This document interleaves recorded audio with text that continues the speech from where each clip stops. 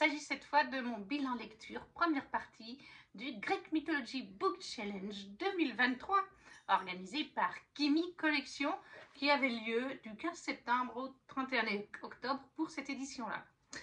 La première catégorie, je ne vous présente pas le livre parce que normalement je l'ai fait dans une précédente vidéo, parce que c'était un livre en commun avec la pile du challenge de Gladys, le frisson d'octobre, et c'était Circé avec une ambiance witchy, Halloween, spooky, et j'avais mis All Souls, le tome de Deborah Harkness, où j'avais mis 20 sur 20, donc je vous invite pour cette catégorie à aller voir cette vidéo, frisson d'octobre, le bilan.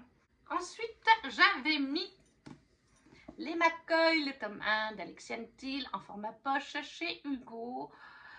Ça, c'était pour la catégorie du coup, thésée, lire un livre hypé. Voilà, il me faisait très envie, il a été très hypé, toute cette saga a été hypée, où on suit dans les 2 premiers tomes, après on part avec d'autres couples, d'autres duos, mais les 2 premiers tomes, c'est l'histoire de Phèdre et Caleb. Phèdre, une jeune Française qui a des origines écossaises par son papa, revient un petit peu après le décès de ce dernier.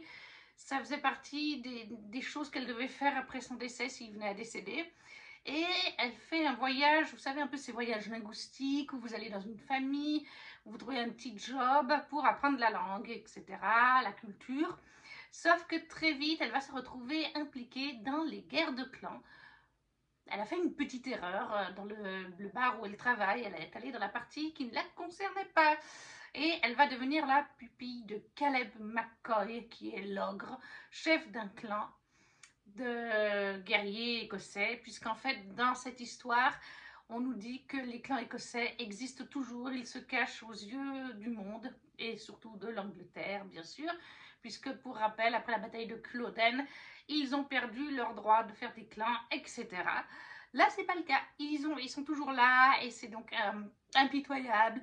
Ils ont encore des vieilles, des vieilles mentalités, genre une fille de chef ou une sorte de chef doit épouser qui son frère ou son père lui dit d'épouser, des mariages d'arrangement, elles doivent être belles, se taire, grosso modo, voilà, ça tire à tour, attire l'arigot, ils cachent tout ça aux Anglais comme ils peuvent, bref, c'est encore à une époque où les femmes n'ont pas beaucoup de droits, etc.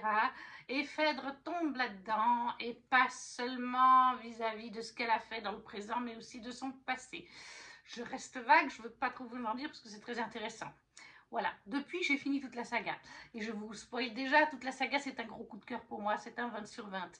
Mais je dois dire que je garde un coup de cœur spécial pour Phèdre et Caleb, le premier couple des 2 premiers tomes. Et moi j'ai donc lu ce premier tome pour le Greek Mythology Book Challenge, et j'ai enchaîné en fait pendant le Greek Mythology Book Challenge avec le tome 2, mais il sera présenté une autre fois. Donc j'ai vraiment adoré cette ambiance. Ce premier tome est très introductif, bien sûr, on va comprendre pourquoi Phèdre revient en Écosse, qui était son papa, parce qu'il a de l'importance auprès des chefs d'Écosse, et elle se retrouve impliquée là-dedans.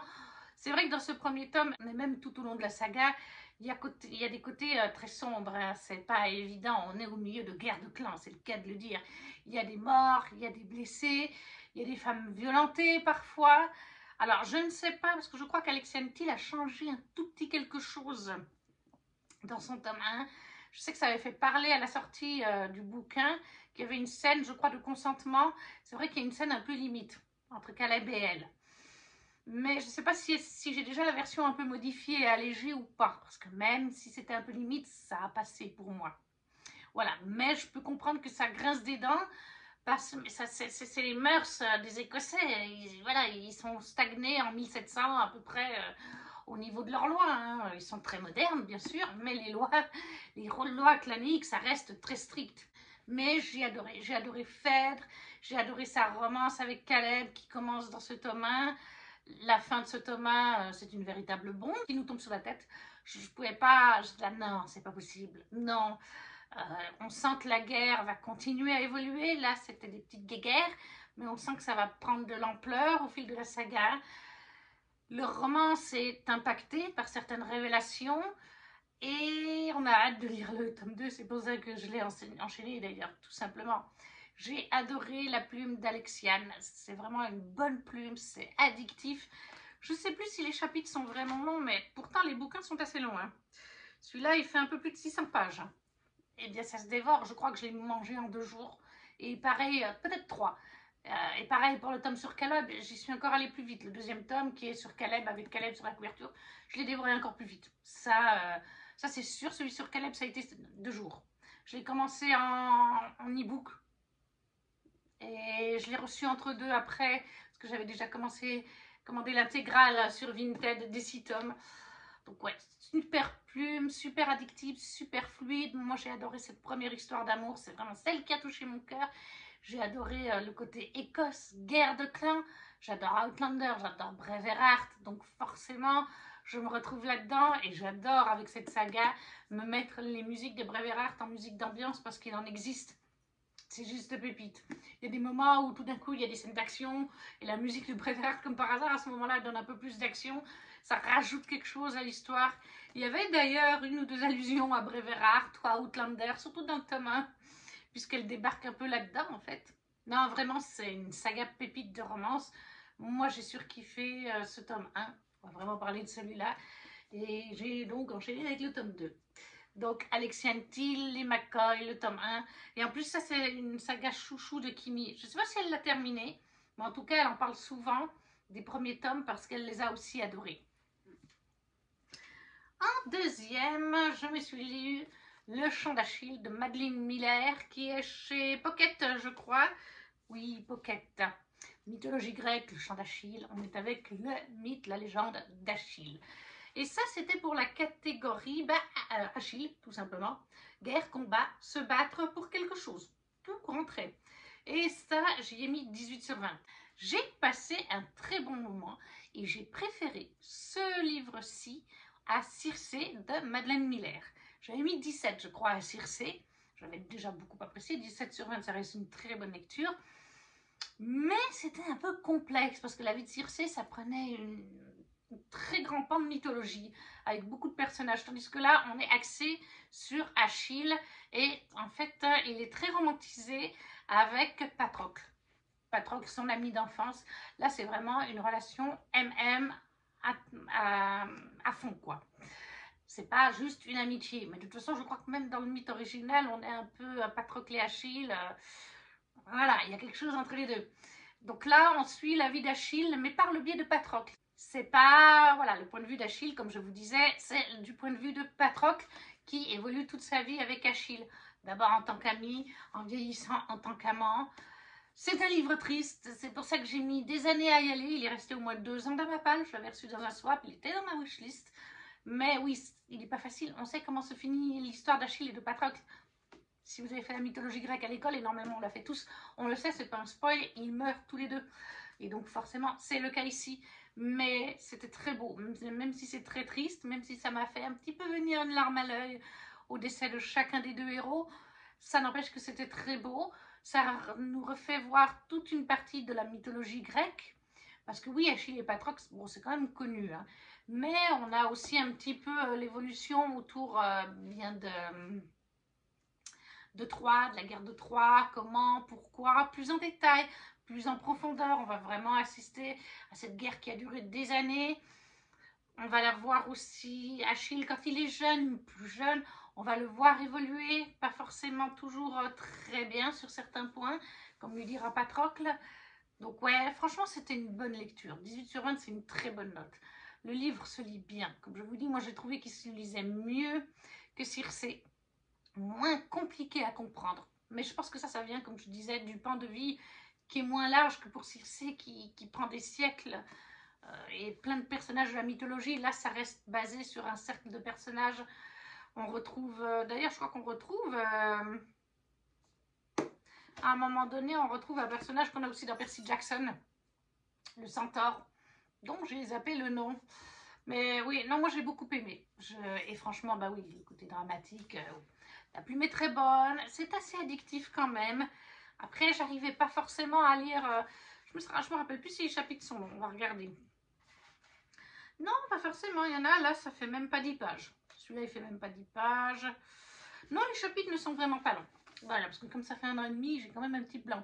Non, les chapitres, ça va, il y en a des assez courts. Donc à ce niveau-là, c'est bien. Quand on a envie d'en lire un tout petit peu plus le soir, on n'a pas un chapitre qui fait tout d'un coup 20 pages. Là, les 2 que j'ai regardés, ils faisaient même pas 10 pages. Donc ça reste très correct.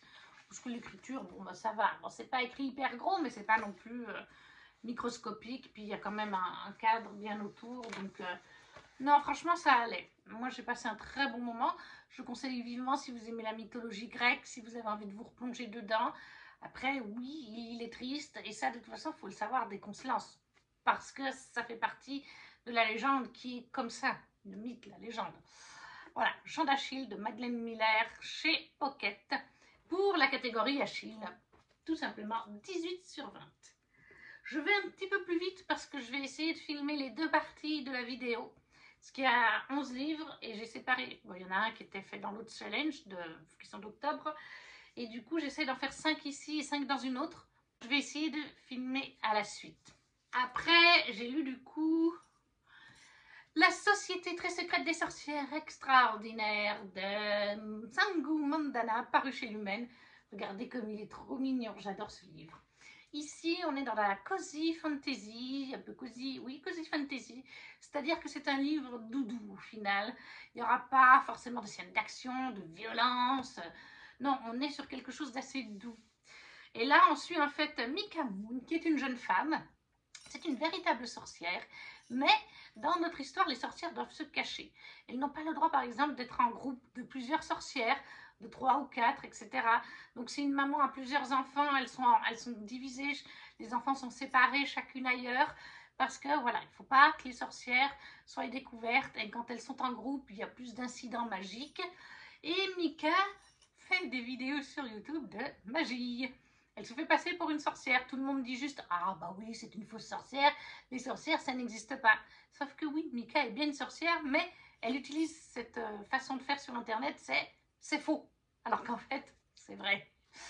Et un jour, elle est approchée par un monsieur. Elle va être approchée par un monsieur d'un certain âge déjà, qui va lui dire qu'il sait qu'elle est une véritable sorcière et qu'il a besoin d'aide pour former 3 jeunes sorcières. Alors, comme j'ai lu il y a 1 an et demi, je ne me rappelle plus s'il lui dit tout de suite oui, il lui dit de 3 jeunes sorcières. Voilà, elles n'ont pas de mentor, elles ont que lui comme parent, entre guillemets, et il n'est pas sorcière, donc il ne peut pas les aider pour la magie. Mika sait très bien que normalement elle ne devrait pas accepter puisqu'elles sont 3. Elle devrait plutôt déclarer les 3 sorcières à son couvent, qui se réunit qu'une fois ou 2 dans l'année parce que justement les sorcières ne doivent pas être en trop grand nombre, ni même trop nombreuses dans la même région, mais elle va finir par accepter. Elle va aller voir ses petites filles, elles ont différents âges, c'est 3 sœurs, et elles ont différents âges, et en fait, elles n'ont pas de mentor, donc en effet, elles font un peu n'importe quoi avec la magie. Il y a le monsieur qui l'a contacté, et lui-même est en couple avec un monsieur. Il y a une autre dame qui est un peu la gouvernante, et un jeune homme de l'âge de Mika Moon. Et tout ce petit groupe forme un peu une sorte de famille de cœur. À part le couple d'hommes qui est marié, donc on a du LGBT là-dedans. Sangu Mika est aussi une jeune femme de couleur, donc on a aussi de la représentation de couleur. Donc c'est vraiment un livre très diversifié. Voilà, personnages de couleur, personnages LGBT. Et Mika, au début, elle va être un peu réticente, mais elle va finir par céder. Les 2 messieurs qui sont en couple sont adorables, ils sont touchants, ils ont chacun leur caractère. La gouvernante aussi est vraiment sympathique. Il y a que le jeune homme, comment s'appelle-t-il, dit déjà Jamie, voilà, le jeune homme, Jamie, qui est réfractaire, qui n'a pas envie qu'elle reste, qui est un peu grognon comparé aux autres. Mais c'est bien sûr, on s'en doute, son love interest. Voilà, c'est une lecture doudou. Comme je vous dis, il n'y a pas d'action, il ne faut pas s'attendre à ça là-dedans. Il ne va pas y avoir des monstres secrets. Alors oui, il y a quelques petits secrets et qu'on ne voit pas du tout venir. Mais ce n'est pas un livre d'action, c'est pas un livre où vous allez faire « Waouh !» C'est juste de la douceur, c'est mignon, c'est doudou. C'est ça qu'on appelle de la cozy fantasy. Là, on a vraiment tout ce qui est attrait à la Found Family, une famille de cœur, si vous ne parlez pas en anglais, puisqu'elle va s'intégrer à ce groupe, même avec Jamie, qui va devenir son love interest, même si ça met du temps. Et ils sont tous touchants à leur manière, avec leur histoire, leur vécu, les petites filles aussi. Certaines vont bien accepter Mika, d'autres vont être un petit peu coquines parce qu'elles n'ont pas l'habitude de ça. Mais au final, voilà, c'est vraiment une lecture si vous n'avez pas envie de vous prendre la tête, si vous avez envie de quelque chose de doudou après ou pendant un gros livre de fantasy ou une histoire qui a été dramatique. Là, non, vous n'êtes vraiment pas là-dessus, c'est tout doux. Et les chapitres ne sont pas trop longs de mémoire. La plume est super addictive, super fluide et super bonne.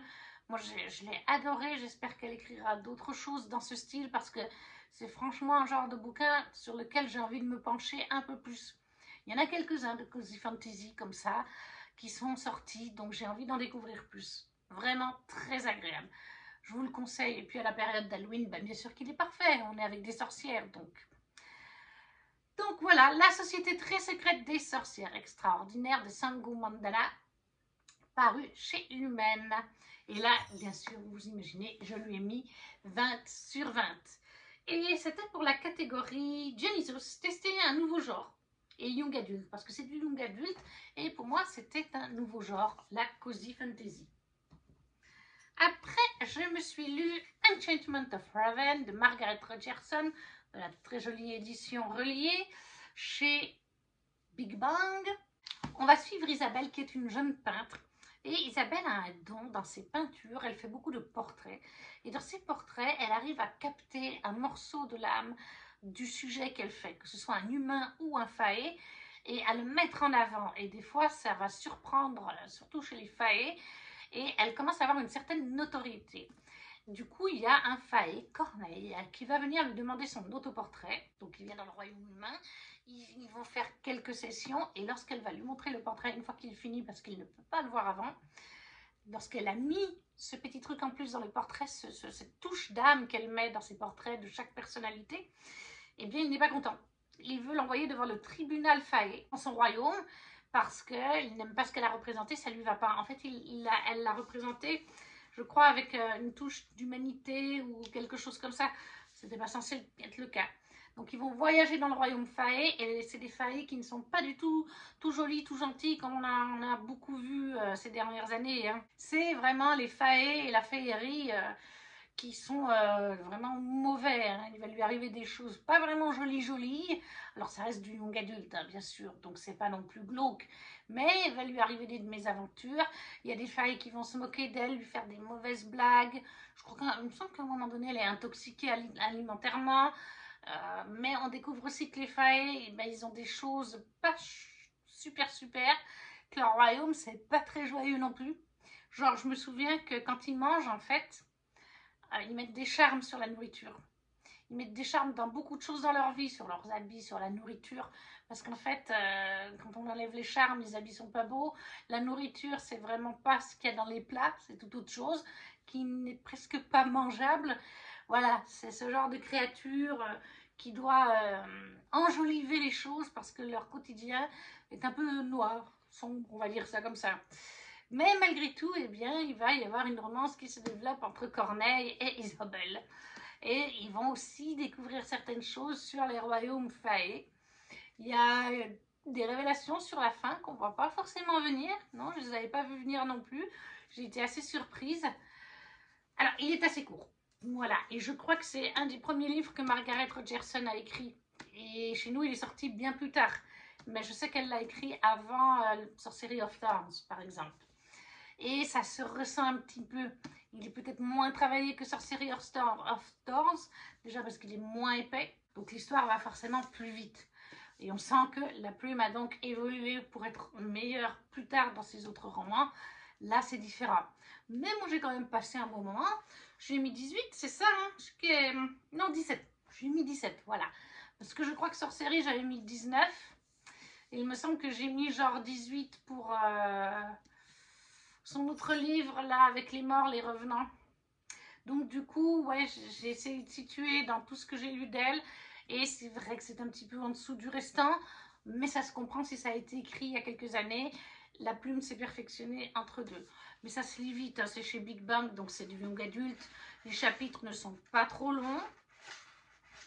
La romance entre les deux personnages, elle prend quand même son temps. Ça tombe pas directement pouf, dans les cheveux. Ah bon, voilà, j'ai un chapitre qui fait 20 pages, par exemple. mais c'est quand même écrit super gros, hein, puis comme c'est du young adulte, voilà. Mais comme je le disais, la romance, elle prend son temps, tout ne vient pas d'un coup, parce que c'est vrai que quand, hop là, oh je te déteste, et puis tout d'un coup, 3 pages plus tard, je suis déjà attirée par toi, je suis déjà amoureux de toi, non, là vraiment, Isabelle, elle va mettre du temps à changer sa vision de Corneille, et Corneille ne va pas être tout beau, tout gentil, hein, ça restera un faillet malgré tout, même si son comportement sera un petit peu différent. C'est aussi très dur pour eux de savoir qui sont leurs amis ou qui sont leurs alliés. Au royaume des failles, c'est vraiment, ils sont tordus dans ce livre-là. Mais voilà, Enchantment of Ravens de Margaret Rogerson chez Big Band, 17/20. Et c'était pour la catégorie du coup Orphée. Rédaction, j'avais mis pour le côté art. Voilà, parce qu'Orphée c'est poète et musique. Il y avait rédaction sous forme de vers, poésie ou art. Moi j'ai coché la case art, puisqu'elle peint. Donc c'est de l'art. Faut rester logique. Et pour la dernière catégorie, j'ai mis les Styx Riders, le tome 1 de Calypso Caldin. Je vais vous chercher parce que ça, je les ai eus, parce que je l'ai lu en fait en e-book. Je ne les possède pas. Et c'était pour la catégorie les Styx Riders Psyché Romance. Je lui ai mis 18/20, ça reste une très bonne lecture. Dans les Styx Riders, dans chaque tome, en fait, on va suivre une romance dans notre monde. Il n'y a pas du tout de mythologie grecque. Même si chaque tome porte le nom de personnage de la mythologie grecque et que le nom de la saga, c'est le Styx, comme Styx, le fleuve dans les royaumes d'Hadès, aux enfers, ce n'est pas du tout mythologique. C'est juste les noms qui sont mythologiques. Et il faut bien faire la différence quand on commence cette saga. Sinon, je pense qu'on peut être déçu. On peut se dire, ah, soit on va avoir de la mythologie grecque.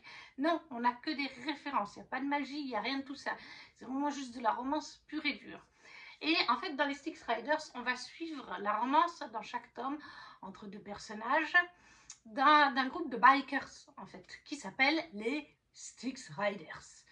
Le premier tome, la romance, est en fait sur, c'est la colère d'Hadès, c'est paru chez Hugo d'ailleurs, et c'est en fait Ash qui est le sergent d'armes des Styx Riders, donc il est haut gradé. C'est son père en fait qui est le patron des Styx Riders, et Ash est comparé à Hadès, il se compare lui-même à Hadès. Et il va faire la rencontre de Eden, qui est une fille de bikers, d'un autre groupe de bikers, d'une autre ville. Et ça, il ne le sait pas tout de suite. Je crois qu'il le découvre quand même assez vite. Et ça va être sa Perséphone, bien entendu. Donc, c'est leur histoire. Ils ont tous les deux des souffrances. Eden, elle est très lumineuse, elle est très pétillante, elle aime les fleurs, comme Perséphone en plus. Elle va travailler d'ailleurs au magasin de fleurs de la sœur d'Ash. Ash, lui, il est tatoueur et donc sergent d'armes. Elle, donc, c'est la fille aussi d'un chef. Donc, elle connaît ce milieu, elle sait comment ça fonctionne. Et Ash, lui, il est pris dans des choses de son passé. Je ne peux pas bien l'évoquer, sinon ça vous spoilerait. Et puis, mais petit à petit, ils vont se rapprocher. J'ai beaucoup aimé cette romance. Je les ai trouvés touchants, tous les deux. Tout ne se fait pas en un claquement de doigts, même s'ils ont une attirance mutuelle l'un pour l'autre qui est très vite là. Ils ont quand même des obstacles à franchir. En plus de ça, ben, il y a des soucis avec des rixes rivales, hein, bien sûr. Il y a des personnages qui risquent d'y passer ou qui sont pas loin d'y passer parfois.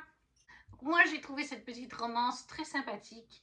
Je lui ai mis du coup Styx Riders, j'ai mis 18. Voilà, moi j'ai passé un bon moment, mais je savais très bien que c'était pas mythologie, c'était pas magique, qu'on était que dans la romance. Après, j'avoue que ça n'a pas été un goût de cœur, parce que le domaine Styx Riders, enfin le domaine des bikers, c'est un petit peu particulier pour moi. Je ne suis pas fermée à ce genre, du coup, au contraire, j'ai bien aimé, j'ai mis 18.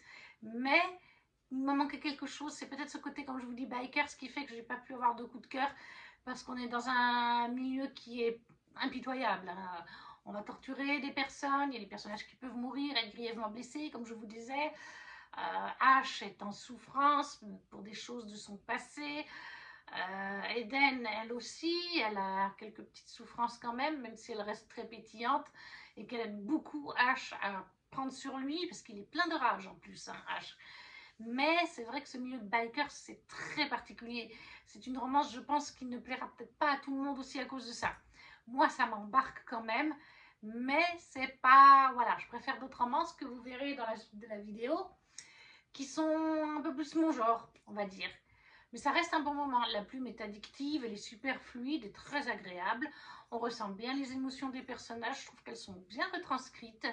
J'ai déjà d'ailleurs lu le tome 2 depuis, que j'ai tout autant apprécié. Mais ça, vous le verrez, je crois, dans une vidéo. Je pense que c'est pour le challenge 2024 que je l'ai fait. Donc vous verrez ça peut-être dans un an.